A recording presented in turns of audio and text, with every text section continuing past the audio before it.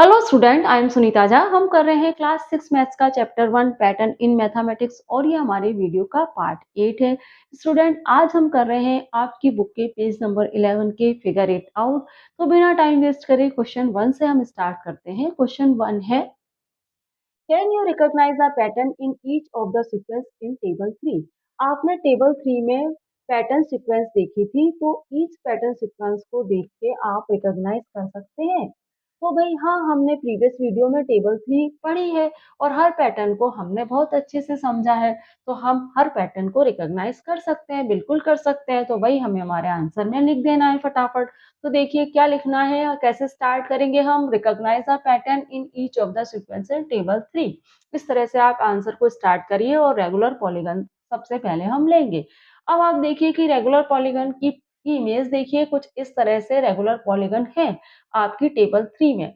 अब in regular polygon को देख के आप क्या रिकॉग्नाइज कर पाए, वही हमें हमारे आंसर में लिखना है। We see that sequence for the number of side। हमें यहाँ पे नंबर ऑफ साइड की सीक्वेंस मिल रही है। Sequence of the counting number, हमें काउंटिंग नंबर की भी सीक्वेंस मिल रही है यहाँ पे। And the sequence of corner भी है यहाँ पे, कॉर्नर की भी सीक्वेंस हमें मिल रही है, जो क्या है 3 4 5 6 7 8 9 10 है।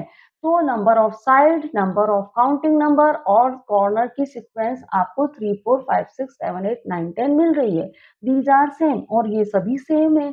ऐसा क्यों है? ऐसा इसलिए है because these are sequence of regular polygon, क्योंकि ये रेगुलर पॉलीगन है और whose all side are equal and measurement of angle are equal. जिसकी ऑल साइड इक्वल होती है और मेजरमेंट ऑफ एंगल्स भी इक्वल होता है। साइड तो आपको पता ही है, एक पॉलीगन की साइड क्या होती है। आप देखिए ये ट्रायंगल, ये एक पॉलीगन है, ये तो इसकी साइड्स हैं, ये इसकी साइड्स हैं, ये इसके कॉर्नर हैं। ये क्या है? इसके कॉर्नर्स हैं। और क्या है? और काउंटिंग नंबर, तो आप काउंटिंग नंबर की सीक्वेंस आपको किस तरह मिल रही है कि यहाँ पे आपको 3 साइडें मिल रही हैं, 3 कॉर्नर मिल रहे हैं। तो काउंटिंग नंबर भी 3 4 5 6 7 8 इस तरह की सीक्वेंस यहाँ आपको मिल रही है। तो भाई इसका रेगुलर पॉलीगन इसको हमने रिकॉग्नाइज कर लिया है। अब बाकी की भी जो शेप्स हैं उनको भी रिकॉग्नाइज कर लेते हैं हमारी नेक्स्ट स्लाइड में। सेकंड शेप सीक्वेंस है कंप्लीट ग्राफ। आप इमेज को देखिए, आप इमेज को देख के क्या रिकॉग्नाइज कर पा रहे हैं? आप इमेज को देख के रिकॉग्नाइज कर पा रहे हैं कि यहाँ पे डॉट सीक्वेंस बन रही है कुछ इस तरह से 2 3 4 5 6 सो ऑन। ये सब क्या है? नेचुरल नंबर और काउंटिंग नंबर है जो 2 से स्टार्ट हो रहे हैं। अब आप लाइन को देखिए, तो लाइन को देख के आप क्या रिकॉग्नाइज कर रहे हैं? यहाँ पे 1 लाइन, 3 लाइन, 6 लाइन, 10 लाइन और 15 लाइन इस तरह से मिल रही है। जब हम इस डॉट को आपस में जॉइन कर रहे हैं तो हमें इस तरह से लाइंस की सीक्वेंस मिल रही है। ये सब क्या है? 1 3 6 10 15 ये सब क्या है? ये ट्रायंगुलर नंबर है। और आप क्या रिकॉग्नाइज कर पा रहे हैं? और आप देख रहे हैं कि ये ट्रायंगुलर नंबर के हम पेयर बनाएं और इन पेयर्स को आपस में ऐड करें तो हमें स्क्वायर नंबर मिल रहे हैं। तो यही सब हमें हमारे आंसर में लिख देना है। Dot sequence are 2 3 4 5 6 so on. These are counting number and natural number start from 2। Lines पे ध्यान दें तो K2 में 1 लाइन, K3 में 3 लाइन, K4 में 6 लाइन, K5 में 10 लाइन, K6 में 15 line. 1 3 6 10 15 lines are sequence of triangular number. ये ट्रायंगुलर नंबर की सीक्वेंस है। और when we add the pair of triangular number they get sequence of square number. अब अगर हम इन ट्रायंगुलर नंबर के पेयर को ऐड करें, 1 और 3 को ऐड करूं तो मुझे 4 मिलेगा। 3 और 6 को ऐड करेंगे तो 9 मिलेगा। 6 और 10 को ऐड करेंगे तो 16 मिल जाएगा। और 10 और 15 को ऐड करेंगे तो 25 मिल जाएगा। 4 किसका स्क्वायर है? 2 का। 9 3 का स्क्वायर और 16 4 का स्क्वायर और 25 5 का स्क्वायर है। तो नेक्स्ट शेप सीक्वेंस हम नेक्स्ट स्लाइड में देख लेते हैं। नेक्स्ट शेप सीक्वेंस है स्टैक्ड स्क्वायर। आप इमेज को देखिए, आप क्या रिकॉग्नाइज कर पा रहे हैं? आप देख रहे हैं कि यहाँ पे हम रो और कॉलम में स्क्वायर इंक्रीज कर रहे हैं तो हमें स्क्वायर नंबर की सीक्वेंस मिल रही है। किस तरह से? आप देखिए कि मेरे पास एक स्क्वायर है, एक स्क्वायर है मेरे पास इस तरह का। अब इस स्क्वायर में मैं रो इंक्रीज कर देती हूँ। रो कैसी होती है? रो होती है हॉरिजेंटल। अब मैं इस स्क्वायर में रो इंक्रीज कर देती हूँ और मैं कॉलम भी इंक्रीज कर देती हूँ। कॉलम होते हैं वर्टिकल। कॉलम कैसे होते हैं? वर्टिकल और रो होती है हॉरिजेंटल। अब एक स्क्वायर की मैंने रो भी इंक्रीज कर दी और कॉलम भी इंक्रीज कर दिया तो मुझे 4 स्क्वायर मिले जो 2 का स्क्वायर है। पहले तो मुझे 1 स्क्वायर था मेरे पास जो कि 1 का स्क्वायर है। जो 1 का स्क्वायर है। अब मेरे पास 4 स्क्वायर हो गए जो 2 का स्क्वायर है। अब इन 4 स्क्वायर के अंदर मैंने रो और कॉलम को इंक्रीज़ करा। इन 4 स्क्वायर के अंदर मैंने रो इंक्रीज़ कर दी कुछ इस तरह से। रो होती है हॉरिज़ॉन्टल, कॉलम इंक्रीज़ करे कुछ इस तरह से जो होते हैं वर्टिकल। तो मुझे 9 स्क्वायर मिले जो 3 का स्क्वायर है। अब मैंने क्या करा, इन 9 स्क्वायर में भी रो और कॉलम इन 9 स्क्वायर में भी मैंने रो और कॉलम को कर दिया इंक्रीज़। मेरे पास 9 स्क्वायर है, यहाँ भी मैंने क्या करा, रो और कॉलम को इंक्रीज़ कर दिया। मैंने रो इंक्रीज़ करी जो हॉरिजॉन्टल होती है, मैंने कॉलम इंक्रीज़ करे जो वर्टिकल होते हैं। टोटल मुझे 16 स्क्वायर मिल गए जो 4 का स्क्वायर है। तो आप क्या देख रहे हैं यहाँ पे? आप देख रहे हैं कि यहाँ पे रो और कॉलम को इंक्रीज़ करने पे आपको स्क्वायर नंबर की सीक्वेंस मिल रही है। रो और कॉलम को इंक्रीज करने पे हमें स्क्वायर नंबर की सीक्वेंस मिल रही है। एक तो आप यहाँ पे ये रिकॉग्नाइज कर पा रहे हैं और आप क्या रिकॉग्नाइज कर रहे हैं, ये जो आपको स्क्वायर नंबर की सीक्वेंस मिल रही है ना 1 4 9 16 25, आपको जो स्क्वायर नंबर की सीक्वेंस मिल रही है, इन स्क्वायर नंबर को अगर हम काउंटिंग नंबर से मल्टीप्लाई कर दें तो हमको क्यूब नंबर मिल जाएंगे। तो वही सब हमने यहाँ अपने आंसर में लिख दिया है। पढ़ लेते हैं। When we consecutively increase the square in row and column, then we get square number. When we consecutively increase the square in row and column, then we get square number. 1 4 9 16 25, these are square of 1 2 3 4 5. When a sequence of square number is multiplied by a sequence of counting number, the resulting number form a sequence of cube. तो आपको जब आप क्या करेंगे, square number में counting number multiply करेंगे तो आपको क्यूब नंबर की सीक्वेंस मिलेगी। स्क्वायर नंबर क्या है 1 4 9 16, काउंटिंग नंबर क्या है 1 2 3 4। इन्हें मल्टीप्लाई किया आपने, 1 को 1 से मल्टीप्लाई किया आपको 1 मिला जो 1 का क्यूब है। 4 को 2 से मल्टीप्लाई किया तो आपको 8 मिला जो 2 का क्यूब है। 9 को 3 से मल्टीप्लाई किया तो आपको 27 मिला जो 3 का क्यूब है। 16 को 4 से मल्टीप्लाई किया तो आपको 16 4 मिला जो 4 का क्यूब है। अब नेक्स्ट शेप सीक्वेंस भी देख लेते हैं। स्टैक ट्रायंगल इमेज को आप देखिए तो आप रिकॉग्नाइज करेंगे कि यहाँ पे आप जैसे नेक्स्ट शेप की ओर मूव करेंगे तो रो इंक्रीज होगी और रो इंक्रीज होगी तो वहाँ पे जो ट्रायंगल बनेंगे वो ऑड नंबर की सीक्वेंस देंगे। क्या कहना चाह रही हूँ मैं, आप देखिए कि सबसे पहले तो आपके पास वन ट्रायंगल है और वन ही रो है। फिर नेक्स्ट शेप में आपके पास क्या है, सेकंड शेप में आपको 2 रो मिली है। सेकंड शेप में आपके पास कितनी रो है, 2 रो है। फर्स्ट रो में तो 1 ट्रायंगल है और सेकंड रो में कितने ट्रायंगल हो गए, 1 2 3 ट्रायंगल हो गए। अब आप देखिए कि यहाँ पे रो हो गई है, अब 2 रो हो गई है आपके पास। फर्स्ट शेप में 1 रो 1 ट्रायंगल, सेकंड रो शेप में 2 रो 1 एंड 3 ट्रायंगल। फिर आप थर्ड शेप आप लेंगे तो आपके पास कितनी रो होंगी, 3 रो होंगी। यही सीक्वेंस चल रही है 1 2 3, 3 रो होंगी आपके पास। नेक्स्ट शेप में आपके पास 3 रो होंगी। फर्स्ट रो में 1 ट्रायंगल, सेकंड रो में आपको मिल जाएंगे 3 ट्रायंगल और थर्ड रो में आपको मिल जाएंगे 5 ट्रायंगल। 1 2 3 4, 1 2 3 4 5 ट्रायंगल। अब नेक्स्ट शेप में आप मूव करेंगे, ये 3 रो है। फिर नेक्स्ट शेप में आप मूव करेंगे, ये आप कितनी रो हो गई, 3 रो। नेक्स्ट शेप की ओर आप मूव करेंगी तो आपको मिलेंगे 4 रो। तो वहाँ पे में होगी 4 रो और आपको 1 2 3 4 इस तरह से 4 रो होंगी। 1 रो में 1 ट्रायंगल, सेकंड रो में आपको मिलेंगे 3 ट्रायंगल, थर्ड रो में आपको मिलेंगे कितने ट्रायंगल, 5 ट्रायंगल और फोर्थ रो में आपको मिल जाएंगे। इस तरह से ये ट्रायंगल इंक्रीज होते चले जाएंगे और आपको मिलेंगे 1 2 3 4 5 6 7 ट्रायंगल। तो आप देख रहे हैं कि जैसे आप नेक्स्ट शेप की ओर मूव करते हैं तो रो इंक्रीज हो रही है 1 1 2 3 4 इस सीक्वेंस में और हर रो में आपको ऑड नंबर मिल रहा है। तो यहाँ पे ऑड नंबर की सीक्वेंस बन रही है। जैसे जैसे देखिए यहाँ पे पहले 1 फिर 1 3 फिर 1 3 5 फिर 1 3 5 7।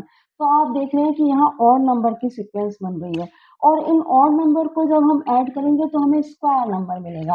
आप देखिए यहाँ पे क्या है, 1 है तो 1 के लिए तो मैं 1 ही लिखूँगी और ये मुझे ये 1 का स्क्वायर मिल जाएगा। यहाँ पे ये ऑड नंबर क्या है 1 और 3 है, इनको ऐड करूँगी तो मुझे 4 मिलेगा जो किसका स्क्वायर है 2 का स्क्वायर है। अच्छा, और ये यहाँ पे आप देखिए 135 इनको मैं ऐड करूँगी 135 तो मुझे कितना मिलेगा? मुझे 9 मिलेगा, जो किसका स्क्वायर है? 3 का स्क्वायर है।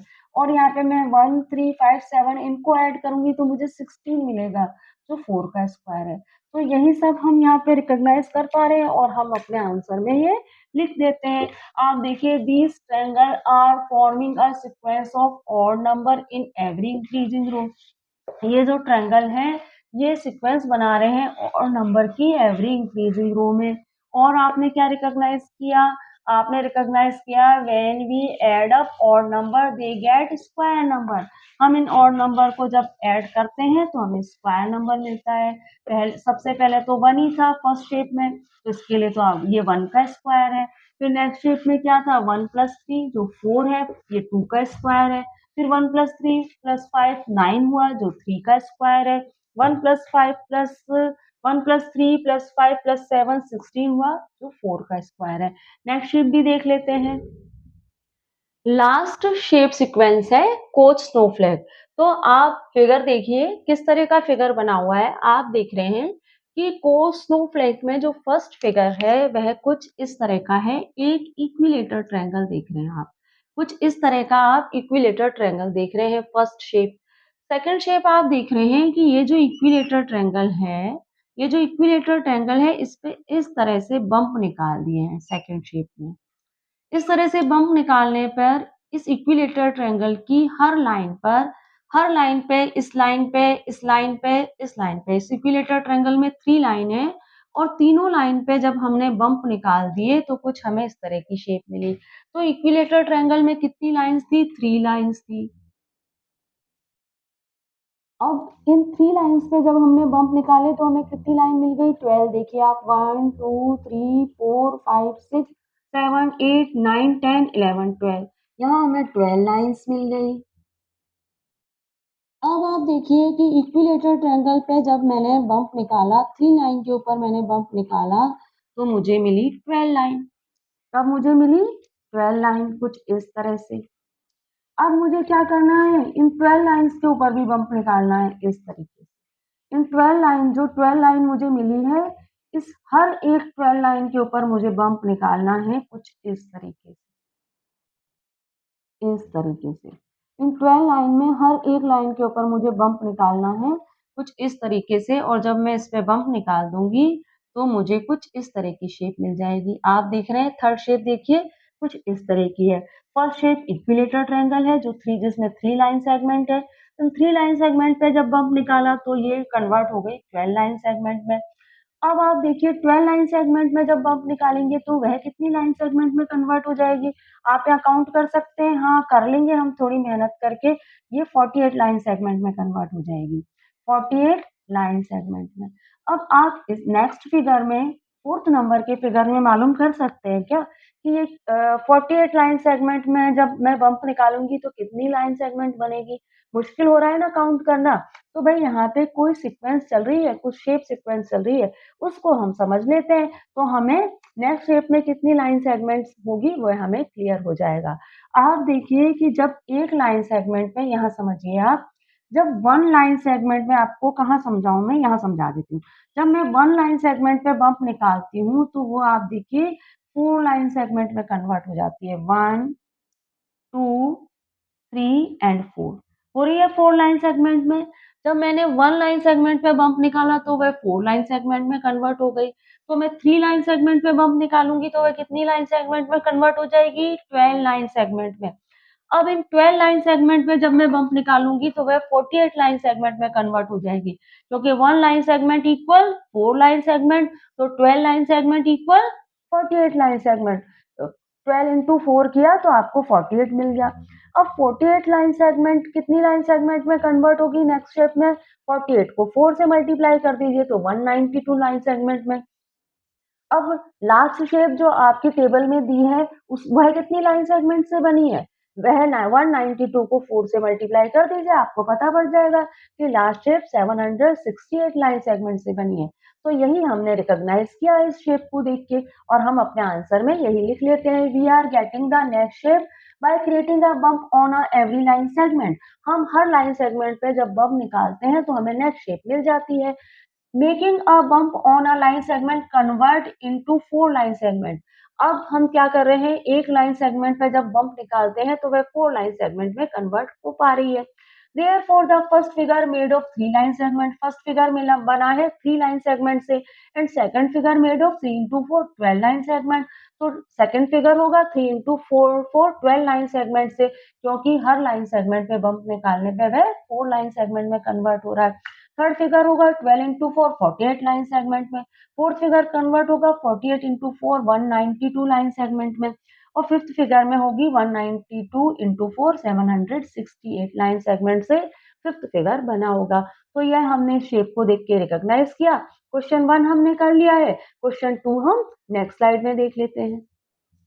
क्वेश्चन 2 देख लेते हैं, try and redraw each sequence in table 3 in your notebook. Table 3 में आपने जो शेप सीक्वेंस देखी, उस शेप सीक्वेंस को आप रीड्रॉ करिए अपनी नोटबुक में। अब आपने जितनी भी शेप सीक्वेंस देखी है टेबल 3 में, उसे रीड्रॉ करना है आपको अपनी नोटबुक में। Can you draw the next shape in each sequence, why or why not? क्या आप नेक्स्ट शेप बना सकती हैं? जो भी शेप सीक्वेंस टेबल 3 में है उसके बाद वाली शेप बना सकते हैं आप? अगर बना सकते हैं तो बनाइए, और नहीं बना सकते हैं तो आप बताइए कि आप क्यों नहीं बना सकते। भाई हम बाकी की शेप सीक्वेंस तो बना लेंगे, लेकिन कोस ऑफ एक्ट बनाने में हमको थोड़ी प्रॉब्लम आएगी, क्योंकि आपको पता है लास्ट जो शेप बनेगी, नेक्स्ट शेप बनेगी कोस ऑफ फ्लैट में, वह 768 मल्टीप्लाई 4 लाइन सेगमेंट से बनेगी, जो आपके लिए बनाना पॉसिबल नहीं है। तो वहाँ हम क्यों नहीं बना पाएंगे, वह हम अपने आंसर में दे देंगे, लेकिन जो हम बना सकते हैं वह हम बनाएंगे, रीड्रॉ भी करेंगे और नेक्स्ट शेप भी हम बनाएंगे।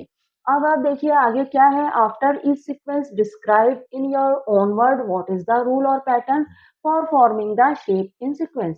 अब ये शेप सीक्वेंस बनाने के बाद आपको बताना भी है कि आपने कौन सा रूल और पैटर्न अप्लाई किया है इस शेप सीक्वेंस को बनाने के लिए। तो देखिए सॉल्यूशन में हम क्या लिखेंगे, redraw each sequence in table 3 and next shape sequence. हम रीड्रॉ कर रहे हैं ईच सीक्वेंस को टेबल 3 की, और नेक्स्ट शेप सीक्वेंस भी हम बना रहे हैं। तो रीड्रॉ रेगुलर पॉलीगन, सबसे पहले रेगुलर पॉलीगन ही है टेबल 3 में, तो उसे हम रीड्रॉ कर रहे हैं। पहले हमने ट्रायंगल बनाया, फिर क्वाड्रिलेटरल, फिर pentagon, hexagon, heptagon, octagon, नोनागन, decagon, और नेक्स्ट शेप हमने बना ली हेंडेकागन। अब कैसे बनाई वह भी देख लो, क्योंकि आपको रीड्रॉ करने के लिए कहा गया है। ट्रायंगल तो आप बना ही लेंगे, क्वाड्रिलेटर भी आप बना लेंगे। पेंटागन कैसे बनाना है भाई, पेंटागन भी इजी ही पड़ेगा आपके लिए। कैसे बनाना है, आपको इस तरह से बनाना है पेंटागन। और आपको हेक्सागन कैसे बनाना है, आपको हेक्सागन आप कुछ इस तरह से बनाइए, देखते जाइए मैं कैसे बना रही हूँ। हेक्सागन आप बनाइए कुछ इस तरह से। तो हेक्सागन कैसे ऐसे बनाएगा। अच्छा, हेप्टागन कैसे बनाना है आपको। हेप्टागन में आपको क्या करना है, हेक्सागन के ऊपर ही आपको इस तरह से कर देना है, आपका हेप्टागोन बन जाएगा। अलग से बना के बताऊं आपको कैसे बनाएंगे। आप देखिए कैसे बनाएंगे आप हेप्टागोन। यहाँ से थोड़ा सा आपको बनाने में मुश्किल रहेगी, बाकी तो इजी पड़ेंगे आपको। हेप्टागोन बनाना है आपको, आप कैसे बनाइए, इस तरह से ऐसे करिए, और उसके बाद आप क्या करिए, और तिरछा जाइए, और तिरछा जाइए थोड़ा सा, फिर आप क्या करिए, इस तरह से हो जाइए, इस तरह से, और फिर आपको इस तरह से होना है, और फिर आपको इस तरह से होना है। देखिए 1 2 3 4 5 6 एंड 7, 7 लाइन सेगमेंट से बनेगा ये। आपको बस क्या करना है, ये हेक्सागोन है ना, इसके ऊपर थोड़ा सा इस तरह कर देना है, तो आपको हेप्टागोन मिल जाएगा। क्लियर। ऑक्टागोन कैसे बनाएंगे, ऑक्टागोन में आपको क्या करना है, हेप्टागोन में ये कोना निकला हुआ है, इस कोने के ऊपर ही आपको थोड़ा सा मिटाना है और सीधी लाइन बना देनी है। कैसे, जैसे यहाँ ये कोना निकला है ना, यहाँ थोड़ा सा मिटाइए और यहाँ पे सीधी लाइन बना दीजिए, तो आपको मिल जाएगा ऑक्टागन।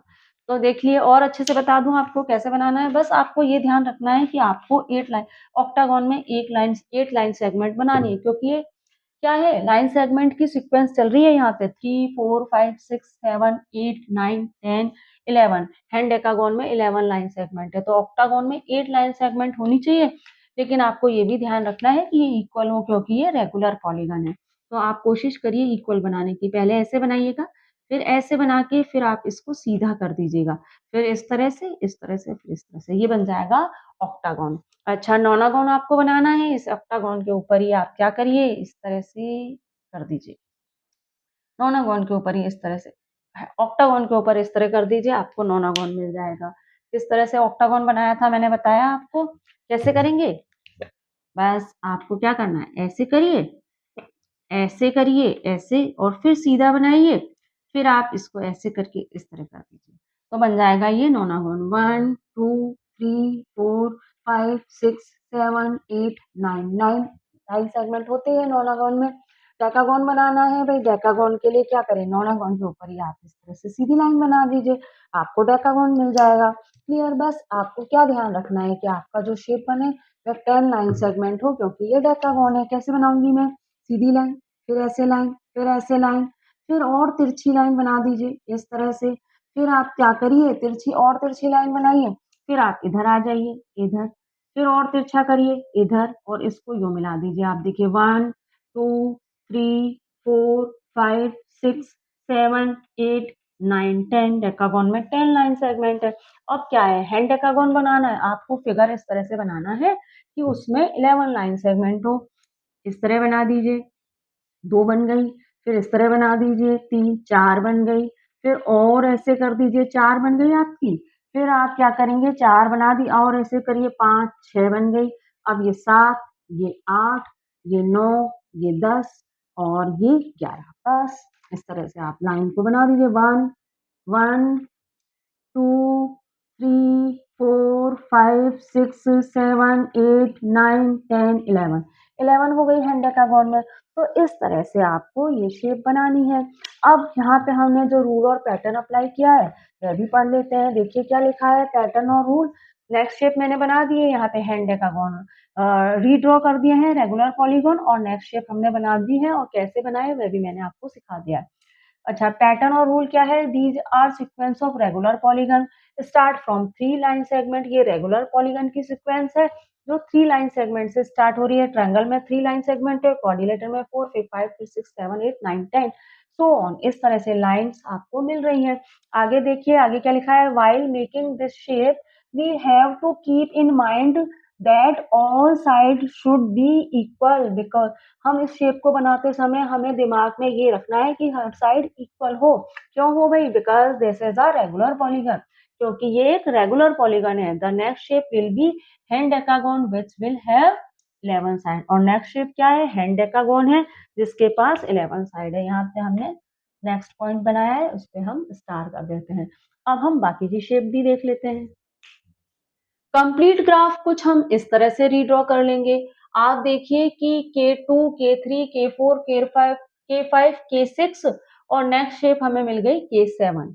तो कंप्लीट ग्राफ हमने रीड्रॉ करा है, तो हमने क्या रूल और पैटर्न अप्लाई किया है वह देख लेते हैं।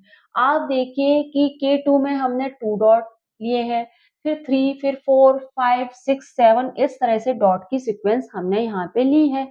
अब आप देखिए कि 2 डॉट को जब जॉइन किया तो हमें 1 लाइन मिली, फिर 3 डॉट को जॉइन किया तो हमें कुछ इस तरह की शेप मिली, 4 डॉट को जॉइन किया तो हमें कितनी लाइन सेगमेंट मिली, आप देखिए 4 डॉट्स को जब हमने आपस में जॉइन किया और ईच डॉट जब हमने आपस में जॉइन किया तो हमें यहाँ पे 6 लाइन सेगमेंट मिली। कैसे, 1 2 3 4 5 एंड 6।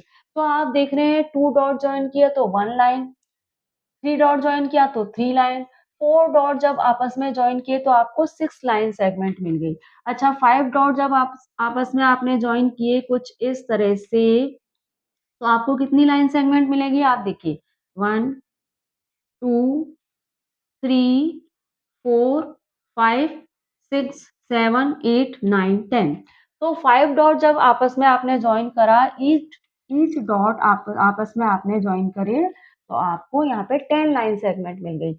अच्छा, K6 में आप देखिए, K6 में आपको कुछ इस तरह का फिगर मिल रहा है, K6 में आपको कुछ इस तरह का फिगर मिल रहा है।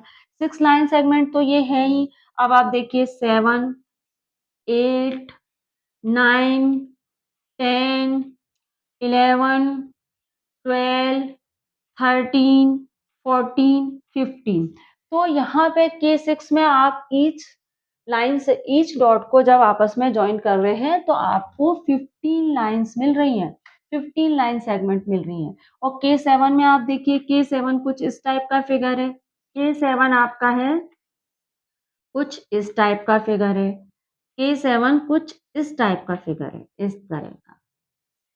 K7 जो है वो कुछ इस तरह का फिगर है जो 7 लाइन सेगमेंट से बना है। 1, 2, 3, 4, 5, 6 एंड 7। अब आप देखिए ये 8 हो गई, ये 9 हो गई, ये 10 हो गई, ये 11 हो गई। इसको तो हम जॉइन कर नहीं सकते, 11 हो गई ये। अब आप देखिए ये 11 हो गई और ये आपकी हो गई 12, ये 13, ये 14, ये 15, ये 16, ठीक है? फिर आप देखिए ये 17, ये 18, ये 19 और फिर ये इस तरह से और जॉइन हो जाएगी, ये 20 और ये 21। तो K7 में 21 लाइन सेगमेंट आपस में जॉइन हो रही हैं डॉट्स, ईच डॉट से 21 लाइन सेगमेंट आपको मिल रही है। तो आप क्या देख रहे हैं यहाँ पे, क्या रूल और पैटर्न कंप्लीट ग्राफ में आप देख पा रहे हैं। एक तो आपको डॉट्स का एक पैटर्न मिल रहा है और लाइंस का पैटर्न आपको किस तरह से मिल रहा है, 1, 3, 6, 10, 15, 21 इस तरह से मिल रहा है, जो क्या है ट्रायंगुलर नंबर है। तो आप अपने रूल और पैटर्न आपने नेक्स्ट शेप तो बना ही दी है, कैसे बनाई वह भी मैंने आपको बता दिया। और लाइन्स को किस तरह से, डॉट्स को आपस में किस तरह से जॉइन किया वह भी हमने सीख लिया। अब रूल और पैटर्न क्या अप्लाई किया है वह भी देख लेते हैं। Dot sequence are 2, 3, 4, 5, 6 start from 2। Lines क्या है, K2 में 1 है, K3 में 3 है, K4 में 6 है, K5 में 10 है, K6 में 15 है और K7 में 21 लाइन है। Because these are sequence of triangular number, क्योंकि ये ट्रायंगुलर नंबर की सीक्वेंस है इस तरह से, इसलिए हमें इस तरह से लाइन मिल रही है 1, 3, 6, 10, 15, 21। अच्छा, रीड्रॉ स्टैक्ड स्क्वायर। अब स्टैक्ड स्क्वायर को हमने रीड्रॉ कर लिया है यहाँ पे और नेक्स्ट शेप भी हमने रीड्रॉ कर ली है। कैसे करी भाई, क्वेश्चन 1 में हमने सीखा ही है। आपने क्या करा है, रो और कॉलम आप इंक्रीज करते जा रहे हैं हर नेक्स्ट शेप में, हर नेक्स्ट शेप में रो और कॉलम इंक्रीज करते जा रहे हैं और हमें नेक्स्ट शेप हमने कुछ इस तरह से ले ली।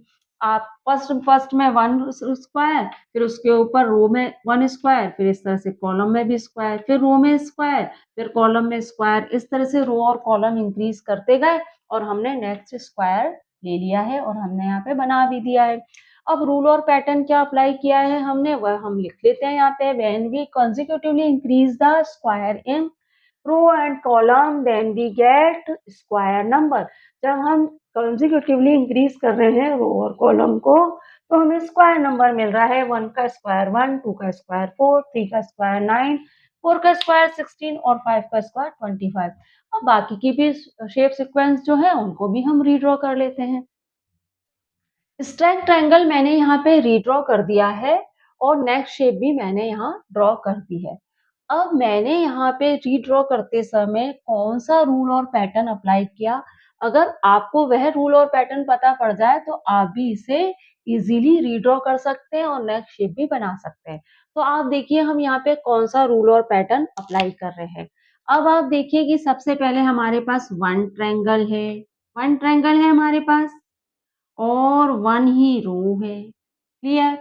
अब आप देखिए सेकंड शेप में आप देख रहे हैं कि सेकंड शेप में रो हो गई है 1 से 2, रो हो गई है 1 से 2 और 2 रो हो गई है। 1 रो में 1 ट्रायंगल है और सेकंड रो में कितने ट्रायंगल हैं भाई? यहाँ से आप देखिए इस तरह से आप फॉर्म करेंगे, इस तरह से। सेकंड रो में है आपके पास 3 ट्रायंगल। तो आप यहाँ पे क्या पैटर्न देख रहे हैं कि रो इंक्रीज होती जा रही है 1, 2, 3, 4, 5, 6 इस तरह से रो इंक्रीज होती जा रही है और हर रो में आपको ट्रायंगल मिल रहे हैं। यहाँ पे आप देखिए 1 रो 1 ट्रायंगल जो कि 1 रो 1 ट्रायंगल जो 1 का स्क्वायर है। यहाँ पे आप देखिए 2 रो और 1 और 3 ट्रायंगल 1 प्लस 3 ट्रायंगल जो कि 2 का स्क्वायर है। 1 और 3 क्या होता है 4 जो किसका स्क्वायर है 2 का स्क्वायर है। तो आप यहाँ पे क्या देख रहे हैं, रो इंक्रीज हो रही है और आपको रो इंक्रीज हो रही है और हर रो के जब ट्रायंगल्स हम आपस में ऐड कर रहे हैं तो हमें स्क्वायर नंबर मिल रहा है और इन रो में जो नंबर मिल रहे हैं वो आपको ऑड नंबर मिलेंगे 1, 3, 5, 5 7 9 इस तरह से मिलेंगे। आगे आप देखिए, आगे आप थर्ड शेप देखेंगे तो आप क्या पाएंगे, थर्ड शेप में हमें मिलेगी 3 रो। थर्ड शेप में होगी 3 रो। थर्ड शेप कुछ इस तरह से बनेगी, ठीक है। और इसमें बनेगी 3 रो, 1 2 3, 3 रो बनेगी थर्ड शेप में। क्लियर। अब आप देखिए, फर्स्ट रो में तो 1 ट्रायंगल होगा, सेकंड रो में कितने होंगे, इस तरह से 3 ट्रायंगल होंगे। और आप देखिए थर्ड शेप में कितने ट्रायंगल होंगे, 1 2, इस तरह। कितने ट्रायंगल होंगे, 5 ट्रायंगल होंगे। तो आप क्या देख रहे हैं यहाँ पे कि जैसे जैसे रो इंक्रीज हो रहे हैं, ट्रायंगल भी इंक्रीज हो रहे हैं और ऑड नंबर की सीक्वेंस बना रहे हैं, और सीक्वेंस मिल रही है ऑड नंबर की। और इन रो को में जितने भी ट्रायंगल हैं उनको जब हम ऐड कर रहे हैं तो हमें क्या मिल रहा है, हमें मिल रहा है स्क्वायर नंबर। ये इनको ऐड करने पे हमें 9 मिल रहा है जो 3 का स्क्वायर है। अब आप देखिए कि नेक्स्ट शेप क्या है भाई, नेक्स्ट शेप है, रीड्रॉ कैसे करेंगे वह भी आप देखते जाइएगा क्योंकि आपको अपनी नोटबुक में रीड्रॉ भी करना है। अब आप देखिए कि नेक्स्ट शेप में क्या है, नेक्स्ट शेप में है हमारे पास 4 रो बनाएंगे। नेक्स्ट शेप में हम कितनी रो बनाएंगे, नेक्स्ट शेप में हम बनाएंगे 4 रो। अब आप देखिए कैसे बनेगी 4 रो, आप इस तरह से, मैं आपको लास्ट वाला बता दूं 6 रो, आपको बाकी का भी पता पड़ जाएगा, अपने आप ही क्लियर हो जाएगा कि कैसे बनेगा। आप देखिए नेक्स्ट शेप जो आपको ड्रॉ करनी है उसमें आपको 6 रो बनानी है क्योंकि यहाँ 1 2 3 4 5 एंड 6 रो। अब आप देखिए फर्स्ट रो में 1 ट्रायंगल, फर्स्ट रो में 1 ट्रायंगल, फिर सेकंड रो, फिर थर्ड रो, फिर फोर्थ रो, फिर 5 एंड 6 रो। इस तरह से 6 रो बन गई आपके पास। 1 रो में 1 ट्रायंगल, सेकंड रो में आप क्या करिए, इस कॉर्नर से इस तरह से बनाइए, ये हो गए 3 ट्रायंगल। अब आप देखिए यहाँ से हम बनाएंगे ऐसे, ऐसे और ऐसे, और इस तरह से ट्रायंगल फॉर्म करिए। ये कितने हो गए, 5 ट्रायंगल। कैसे बना रही हूँ मैं, इस तरह, और इस तरह से ये लाइन इस तरह से मिलानी है कि ये ट्रायंगल फॉर्म हो, इस तरह से ये लाइन इस तरह से मिलानी। अब यहाँ से ये लाइन इस तरह बना दीजिए, यहाँ से इस लाइन को इस तरह आगे बढ़ाइए और यहाँ से ये लाइन बनाइए, ये होंगे 7 ट्रायंगल। अब आप आगे देखिए, इसी लाइन को आगे बढ़ाइए इस तरह से, इसी लाइन को यहाँ से आगे बढ़ाइए, इसी को यहाँ से बढ़ा दीजिए, इस तरह से इस लाइन को आगे की ओर एक्सटेंड करते जाइए। अब यहाँ से एक लाइन लीजिए, लाइन इस तरह से लेनी है कि ट्रायंगल फॉर्म हो। अब ये हो गए 9 ट्रायंगल। अब आप देखिए कि आपकी ये जो 6 रो है इसमें आप लाइन इस तरह से बढ़ा रहे हैं, इस तरह से लाइन आप बढ़ाते जा रहे हैं, इस लाइन को भी आप बढ़ाइए, इस तरह से आप बनाइए, इस लाइन को आगे एक्सटेंड कीजिए कि वो एक ट्रायंगल फॉर्म करे। यहाँ से भी आप एक लाइन बनाइए, यहाँ से भी बनाइए, और ये हो जाएंगे 11 ट्रायंगल। अब आप क्या देख पा रहे हैं, आप देख रहे हैं कि भाई नेक्स्ट शेप में रो इंक्रीज होते 6 रो हो गई, ये रो हो गई 6, रो इंक्रीज होते होते नेक्स्ट शेप में 6 रो हो गई, 1 2 3 4 5 6 रो पर हम आ गए। और हमने देखा कि फर्स्ट रो में 1 ट्रायंगल, सेकंड रो में 3 ट्रायंगल, थर्ड रो में 5 ट्रायंगल, फोर्थ रो में 7 ट्रायंगल, फिफ्थ रो में 9 ट्रायंगल और सिक्स रो में 11 ट्रायंगल हमें मिल रहे हैं। और ये क्या है, ये ऑड नंबर की सीक्वेंस है। और जब इन ऑड नंबर को हम आपस में ऐड करेंगे, 1 3 5 7 9 एंड 11, इसको जब हम आपस में ऐड करेंगे तो हमें क्या मिलेगा, हमें मिलेगा 36। क्या मिलेगा भाई, 36, जो किसका स्क्वायर है, 6 का स्क्वायर है। तो यहाँ पे क्या रूल और पैटर्न अप्लाई हुआ है कि जैसे जैसे रो इंक्रीज होती जा रही है और नंबर की सीक्वेंस मिलती जा रही है, और इन और नंबर को जब हम आपस में ऐड कर रहे हैं तो हमें स्क्वायर नंबर मिल रहा है। किस तरह से रीड्रॉ कर रहे हैं वह भी मैंने आपको बता दिया। अब रूल और पैटर्न यहाँ हमने क्या लिखा है पढ़ लेते हैं। These triangle are forming a sequence of odd number in every increasing row. ये ट्रायंगल बना रहे हैं ऑड नंबर की सीक्वेंस हर इंक्रीजिंग रो में। When we add up odd number they get square number. हम इन ऑड नंबर को ऐड कर रहे हैं तो हमें स्क्वायर मिल रहा है। 1 1 का स्क्वायर है, 1 प्लस 3 4 2 का स्क्वायर है, 1 प्लस 3 5 9 3 का स्क्वायर है, 1 3 5 7। ये क्या है, फर्स्ट रो में 1 ट्रायंगल, फिर 3 ट्रायंगल, फिर 5 ट्रायंगल, फिर 7 ट्रायंगल। 16 जो 4 का स्क्वायर है, 1 3 5 7 9 25 5 का स्क्वायर है।